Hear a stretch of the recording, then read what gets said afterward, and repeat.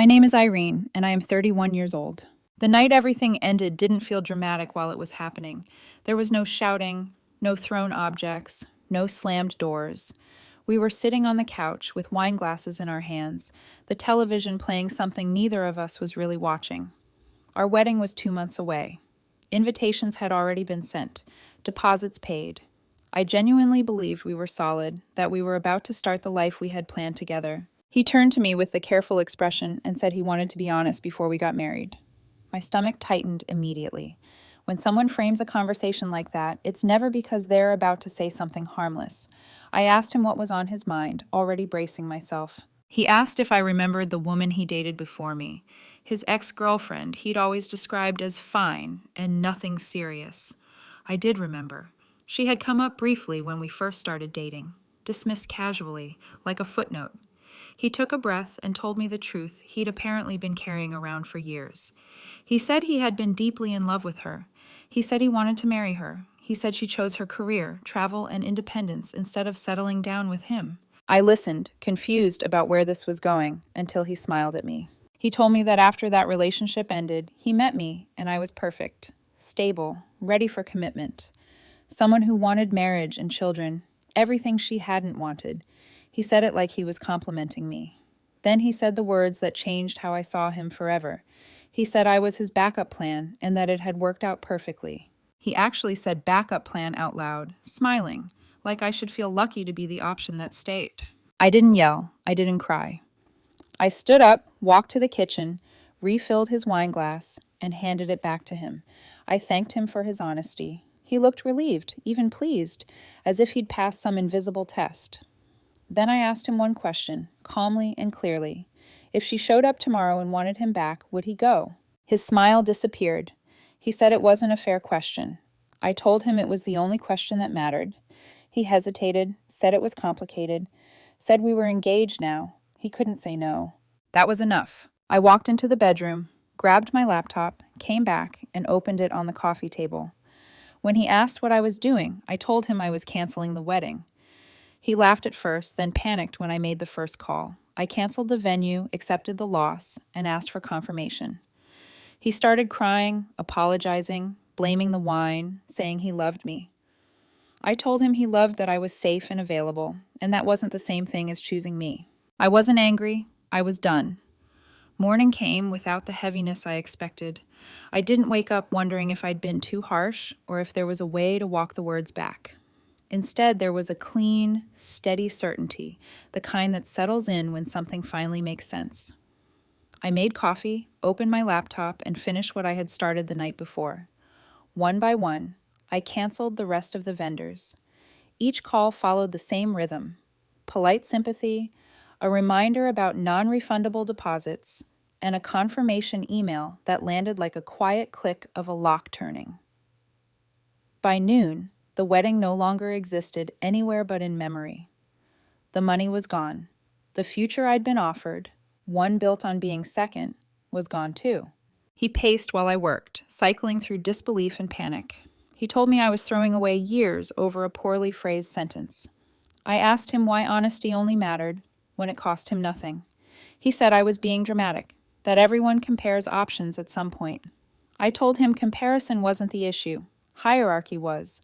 Calling the person you plan to marry your backup plan isn't a slip. It's a worldview. When I suggested he stay with his parents for a few days, he accused me of kicking him out. I reminded him the condo was mine, purchased before we met, and that space wasn't punishment. It was necessary. He left just before midnight with a duffel bag and a face full of regret. I sat on the couch until 3 a.m, not crying, just letting the truth settle into its shape. The man I was supposed to marry had admitted I was chosen by default and expected gratitude. I didn't feel small. I felt finished. Sunday was logistics and resolve. I called my lawyer and asked her to draft a letter formally terminating the engagement. She didn't ask many questions.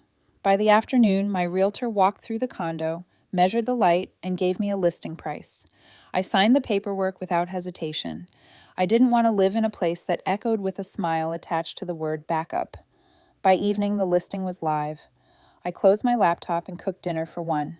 The calls started the next day. His mother rang first, indignation tight in her voice. She demanded to know why I'd canceled the wedding and humiliated her son. I told her exactly what he'd said. She insisted he was tipsy, that he didn't mean it. I told her 3 glasses of wine don't invent a hierarchy of love. She called me ridiculous. I told her settling is ridiculous. We were done. I hung up. His father tried a softer approach on Tuesday, talking about commitment and working through hard conversations. I told him I would fight for someone who chose me first, not someone who chose me because their first option said no. That wasn't negotiable. He sighed and said the wedding was only weeks away. I told him it had been canceled and that losing deposits was cheaper than a marriage built on being second. Wednesday brought a visit from his sister at my office. Security called me down. She looked exhausted and worried, told me he wasn't eating or sleeping, said he'd apologized. I told her apologies don't erase truth. He hadn't misspoken. He'd confessed. Once someone tells you how they see you, you don't get to unhear it. She left without an argument. Then a mutual friend called, with news that tightened my chest. His ex-girlfriend was back in town, the woman he'd wanted before me. Apparently she reached out. He told her he was engaged. She congratulated him and ended the conversation. According to my friend, he cried afterward, not because he lost me, but because she was still unavailable. That locked everything into place. I texted him once, clearly and finally. We are not taking a break. The engagement is over permanently. Please stop telling people otherwise. He replied immediately, asking to talk, to explain. There was nothing left to explain. I blocked his number.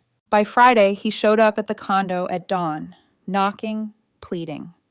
I watched through the doorbell camera and told him to leave. When he refused, I began dialing the police. He left before the call connected. The messages that followed swung between blame and remorse. I didn't answer. I thought that would be the end. It wasn't. The quiet after I blocked him was misleading. It felt calm, but only because I hadn't yet seen how far he was willing to go to avoid accepting reality. I threw myself into practical things because they didn't argue back. I packed the condo room by room, separating what I wanted to keep from what I didn't need to carry forward. I answered emails from my realtor and coordinated showings. Watching strangers walk through what had been our shared space felt surreal, but not painful. That place stopped feeling like home the moment I realized I was never meant to be chosen, only kept. He didn't respect the silence. By Thursday, I started hearing that he was telling people we were on a break. A mutual friend called me, genuinely confused, asking if everything was okay. I corrected the story calmly. There was no break. There was an ending. When someone tells you that you were their backup plan and can't say they wouldn't go back to their ex-girlfriend if given the chance, the relationship is already over. Everything after that is just denial dressed up as hope. Friday morning, he escalated. He showed up at the condo at 6 a.m., pounding on the door like urgency could undo the truth. I watched through the doorbell camera as he rehearsed apologies between knocks, wiping his face, changing his tone, trying different approaches. I told him to leave. He said he needed to talk. I told him to stop contacting me or I would call the police. He laughed, like the idea was absurd. I dialed anyway. He left before the call connected. That afternoon, his friends attempted a group intervention. Messages poured in about forgiveness, grace, and how everyone has doubts before a wedding. I replied once, copied to all, then muted the thread. He didn't express doubt. He expressed hierarchy. He told me I was his backup plan and couldn't deny he would return to his ex-girlfriend if she wanted him. That isn't cold feet. That's settling. I deserve better. Most of the messages stopped immediately. One person wrote privately, "When you put it like that, yeah, that's not okay." Saturday night, I went to a small dinner party hosted by a friend. I almost stayed home. I'm glad I didn't. That's where I met him. We talked about books, about movies we secretly loved, about the strange relief that comes when you stop trying to convince someone to see you. He already knew about the breakup. My friend had mentioned it. He didn't pity me or try to fix anything. He said plainly that being anyone's backup plan is a deal breaker and that whoever couldn't see my value made a mistake. It wasn't flattery. It was clarity. We took it slow. Coffee turned into dinner. Dinner turned into a museum visit on a rainy Sunday. No tests, no comparisons, no references to ghosts from the past. He chose me because he wanted me, not because another door had closed. That difference changed how my body felt in a room. I wasn't auditioning anymore. I was present. Weeks later, I posted a casual photo online. No caption, no tags, just a moment. The phone lit up immediately. New numbers. Voicemails asking who he was, accusing me of moving on too fast, calling it unfair. The entitlement was staggering. We had been broken up for 6 weeks. He told me I was his backup plan and couldn't say he wouldn't go back to his ex-girlfriend. Somehow my moving forward was the betrayal. His sister texted from a new number, accusing me of flaunting happiness while he was grieving. I replied that grief doesn't grant ownership and that I was single and free to live my life. She didn't respond. His mother called my mother. My mother laughed when she told me.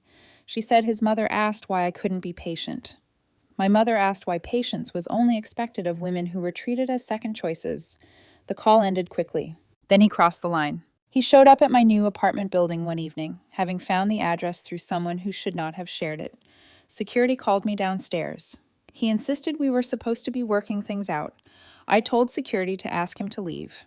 When he refused, I authorized them to call the police. He left shouting that I was parading a new relationship in his face. I went back upstairs and cooked dinner. The next day, he messaged the man I was seeing, claiming I was using him to make an ex jealous and that we were getting back together.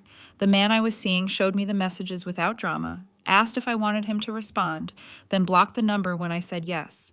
He told me this wasn't my fault and that he wasn't going anywhere unless I asked him to. That steadiness mattered more than grand gestures ever could. Friday night, he made a public scene at a restaurant, interrupting our dinner and accusing me of cheating. I corrected him calmly in front of the manager. We had been broken up for 6 weeks. He refused to leave until security escorted him out. In the parking lot, he keyed my car. I photographed the damage, filed a police report, and called my insurance. The officer who took the report suggested a restraining order. I agreed. The next morning, I filed the paperwork. Screenshots, call logs, doorbell footage, the police report. Patterns don't argue. They prove. The hearing was scheduled for a Tuesday morning, and by then the situation had shifted from emotional to procedural, which felt like a strange relief. Emotions can be argued with, dismissed, reframed. Evidence cannot. I arrived with my attorney and a neatly organized folder that documented everything from the first unwanted messages to the photos of my car after he keyed it. He arrived with his parents and a lawyer who looked confident right up until my attorney began laying out the timeline. The judge asked him why he continued contacting me after I asked him to stop. He said he was trying to fix things. The judge asked whether I had ended the engagement. He said yes. The judge asked whether I had clearly asked him to stop contacting me. He said yes. And you continued anyway. He nodded, eyes down. When the judge asked about the property damage, he said he was upset because I moved on too quickly. The judge didn't raise her voice. She didn't need to. Being upset, she said, is not an excuse for harassment or vandalism. The restraining order was granted for 1 year, no contact of any kind. Any violation would carry consequences. His mother began to protest from the gallery, insisting this was all a misunderstanding, that he was just heartbroken. The judge warned her about contempt. Silence followed. It was final. Outside the courthouse, my attorney told me it went exactly as expected. I believed her.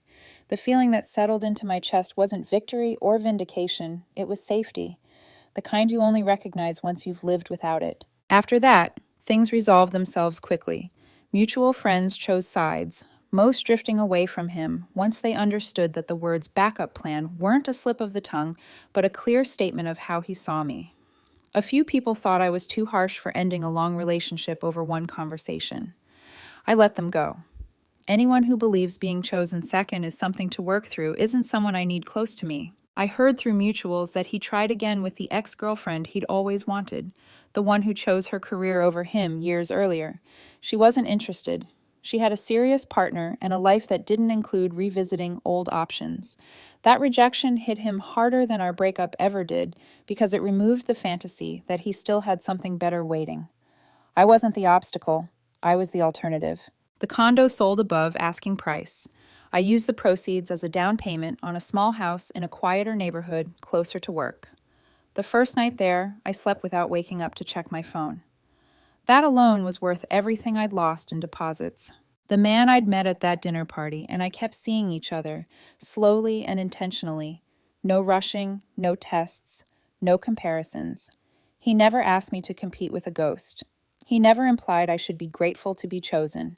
He chose me because he wanted me, and he showed it consistently, without caveats. That kind of clarity changes how you breathe.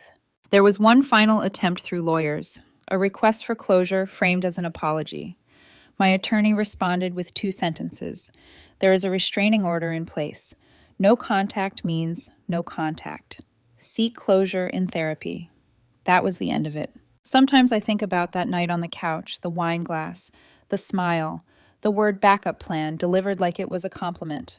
I don't replay it with anger anymore. I replay it with gratitude. If he hadn't said it out loud, I might have married someone who saw me as a contingency instead of a commitment. I might have spent years trying to earn a position that should have been freely given. Being someone's backup plan is worse than being alone. Alone, you don't pretend. You don't shrink. You don't negotiate your worth. You wait for the person who looks at you and doesn't think in tiers or options, only in choice. The wedding that never happened came and went quietly. I didn't mark the date. I went to a baseball game instead, laughed with friends, and felt nothing but relief. I didn't miss the dress, or the guest list, or the version of myself who would have stood at that altar wondering if she was enough. When someone tells you how they see you, believe them the first time. Don't campaign to be chosen. Don't settle for being convenient. Choose yourself and leave room for someone who chooses you back without hesitation. That's the win. Not revenge, not proving a point, just finally being someone's first choice. 3 months after the restraining order was finalized, I realized something quietly important. I had stopped replaying the conversation on the couch in my head. The sentence that once echoed, backup plan, no longer arrived uninvited in the middle of my day. It didn't ambush me while brushing my teeth or sneak in while I was trying to fall asleep. The memory was still there, but it had lost its power. It was a fact now, not a wound. Life settled into a steadier rhythm. Work was busy, in a good way. My new house felt less like a temporary landing pad and more like a place that belonged to me. I painted the spare room a soft gray and turned it into a reading space, something I'd always wanted but never prioritized. I hosted friends without worrying about how it looked or whether it measured up to someone else's expectations. I wasn't performing anymore. I was living. The man I'd been seeing continued to show up in small, consistent ways. He didn't rush me. He didn't ask me to reassure him that he was the one. He didn't compare himself to anyone from my past.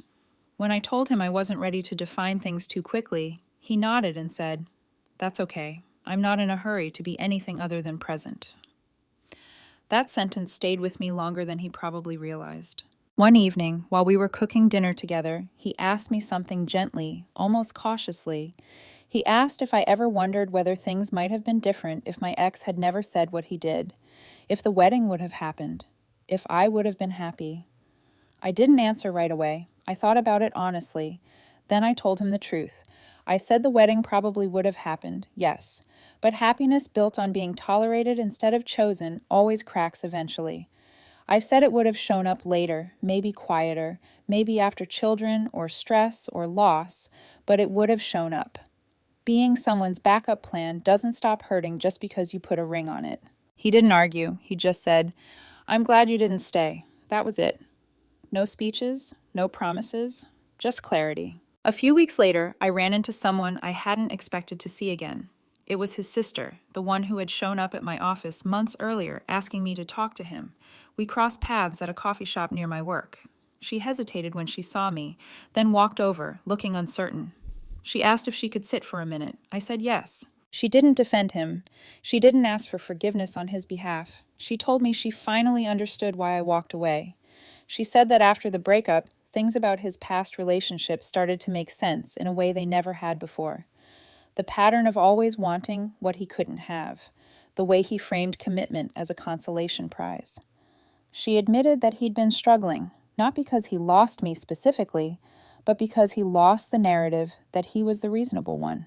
Before she left, she said something that closed a loop I didn't even realize was still open. She said, "I think he thought love was about keeping options open. You showed him it's about choosing." Then she wished me well and walked out. I didn't feel triumph. I felt finished. That night, I sat alone on my porch with a glass of water and watched the sky darken.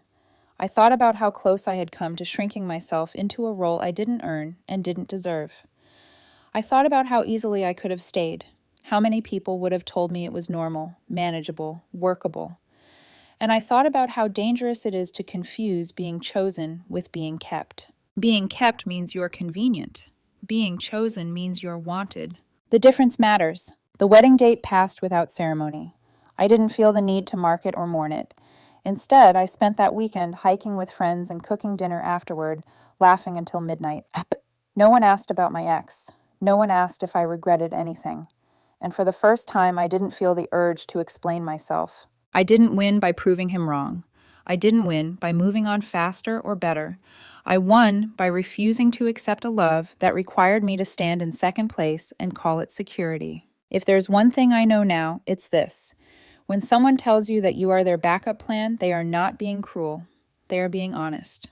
The cruelty comes from staying after you hear it. I didn't stay, and that decision changed everything.